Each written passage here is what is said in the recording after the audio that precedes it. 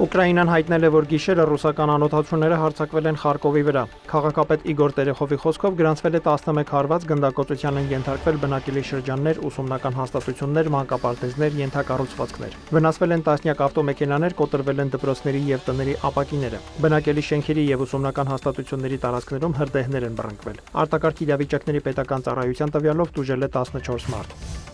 Ռուսաստանի պաշտպանության նախարարությունը հայտնել է, որ գիշերը ՀՕՊ ուժերը խոցել եւ որսացել են 52 ուկրաինական անօթաչու թռչող սարք։ 41 ԱԹՍ ոչնչացվել է Բելգորոդի շրջանի երկնքում, 6-ը Բրյանսկի, 3-ը Մոսկվայի շրջանի, 2-ը Ղրիմի։ Ռոսավիացիայի տվյալով 1 ժամ տևողությամբ ինքնաթիռների վայրեջքների եւ թռիչքների սահմանափակումներ են կիրառվել Մոսկվայի Վնուկովո եւ Շերեմետևո օդանավակայաններում։ Բելգորոդի շրջանի ղեկավար Վյաչեսլավ Գլադկովը հայտնել է, որ մարդատար մեքենային անօթաչու թռչող սարքի հարվածից վիրավորվել է խաղաղ բնակիչ։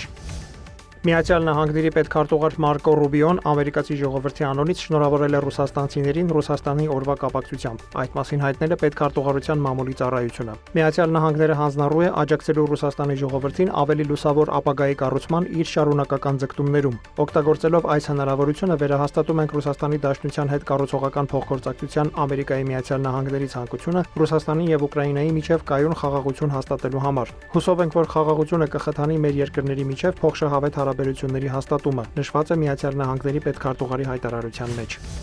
Լեհաստանի խորհրդարանի ստորին պալատը քվեարկել է վարչապետ Դոնալդ Տուսկի կոալիցիոն կառավարությանը վստահություն հայտնելու օգտին։ Սեյմի կայքում հեռարձակված քվեարկության արդյունքների համաձայն նախարարների կաբինետի աշխատանքին կողմ է քվեարկել 243 падգամավոր, դեմ 210 ձեռնպահ չի եղել։ Վստահության քվե անցկացնելու խնդրանքով Սեյմի ներդիմել վարչապետ Տուսկը նախագահի ընտրությունում իշխող կոալիցիայի թեկնածու Ռաֆալ Ճասկովսկու պարտությունից հետո։ Դավիթ Մուրադյան, լուրեր։